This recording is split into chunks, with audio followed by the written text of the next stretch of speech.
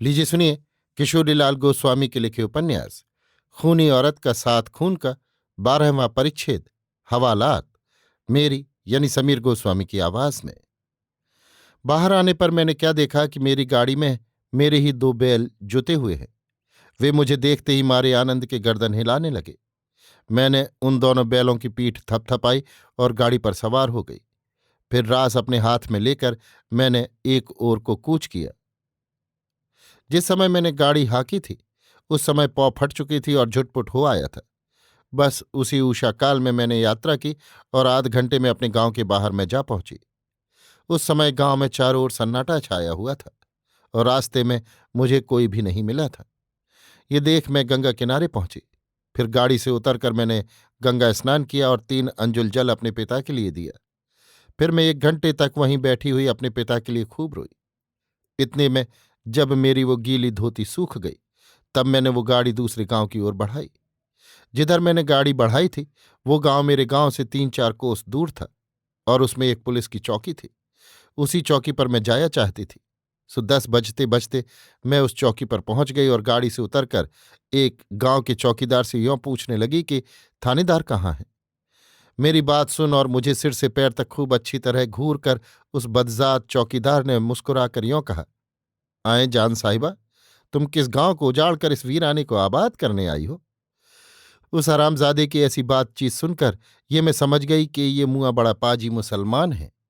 पर खैर, उसकी बातें अनसुनी करके मैं सामने वाले एक छोटे से छप्परदार कोठे के अंदर घुस गई और वहां जाकर मैंने क्या देखा कि एक तख्तपोश के ऊपर 2-3 तकियों का ढासना लगाए हुए एक नौजवान मुसलमान बैठा हुआ हुक्का गुड़गुड़ा रहा है। उसे देखकर मैंने उससे यों पूछा, इस थाने के अफसर आप ही हैं? मेरी बोली सुनकर उसकी मानो पिनक दूर हुई और उसने मेरी ओर देख और 2-4 जम्हाई लेकर हंस दिया। इतने में वो गौड़ैत भी उसी कोठे में आ गया जिसके साथ मेरी अभी बातचीत हुई थी। सो उसने थानेदार की ओर देख और खूब खिलखिलाकर यों कहा, लीजिए जनाब, आप भी कैसे किस्मतवर बशर हैं कि सुबह सुबह ये कोहकाफ की हूर आप ही के हाथ आपके पास आ टपकी।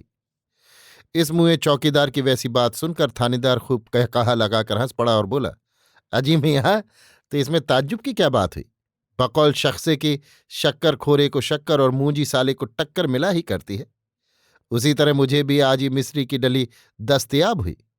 यों कहकर थानेदार ने मेरी ओर बुरी तरह आंखें मटका कर यों कहा, तुम कहाँ से आ रही हो दिलरुबा। मैं इन शैतानों यानी चौकीदार और थानेदार के बर्ताव को देखकर मन ही मन जल भुनकर खाक हो गई थी। पर फिर भी बेमौका समझकर अपना क्रोध भीतर ही भीतर पी गई और थानेदार से यों कहने लगी, मेरे घर में आज की रात 5-5 खून हो गए। उन्हीं की रिपोर्ट लिखाने में खुद ही हाजिर हुई हूं। इसलिए आप कृपा कर मेरा बयान लिख लीजिए और मुझे जिले की कचहरी के हाकिम के पास ले चलिए। मेरी बात सुनकर थानेदार खूब ठठाकर हंसा और सीधा बैठकर यों कहने लगा, वल्लाह, तुमने तो जान साहिबा आते ही मजाक शुरू कर दिया। या रब, ऐसा तो मैंने न कभी देखा और न सुना ही कि खुद खूनी थाने पर हाजिर होकर अपने फेल की रिपोर्ट लिखाता हो। इसलिए प्यारी जान, तुम मुझसे दिल लगी बाजी ना करो और जिस मतलब से तुम मेरे पास आई हो उसे बिला तकल्लुफ मुफस्सिल बयान कर जाओ। आओ मेरे पास इसी तख्तपोश पर आकर बैठ जाओ। उस निगोड़े थानेदार का ऐसा कमीनापन देखकर मैं बहुत ही झल्लाई। पर फिर भी मैंने लोहू का घूंट पीकर उससे यों कहा, साहब, मैं एक भले घर की लड़की हूं और आज की रात मेरे घर में 5-5 खून हो गए। इसी की रिपोर्ट लिखाने में खुद यहां हाजिर हुई।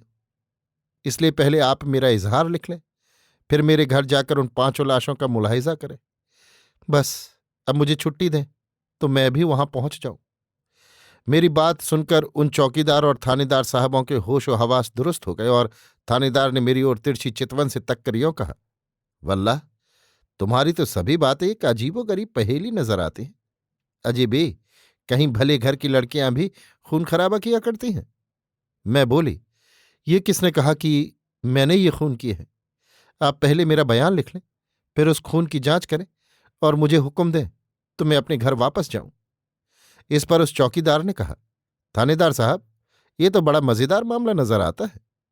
ये सुन और मेरी तरफ बुरे बुरे इशारे करके थानेदार ने यों जवाब दिया, वाकई मियाँ हींगन, ये मामला दरअसल बड़ा मजेदार है।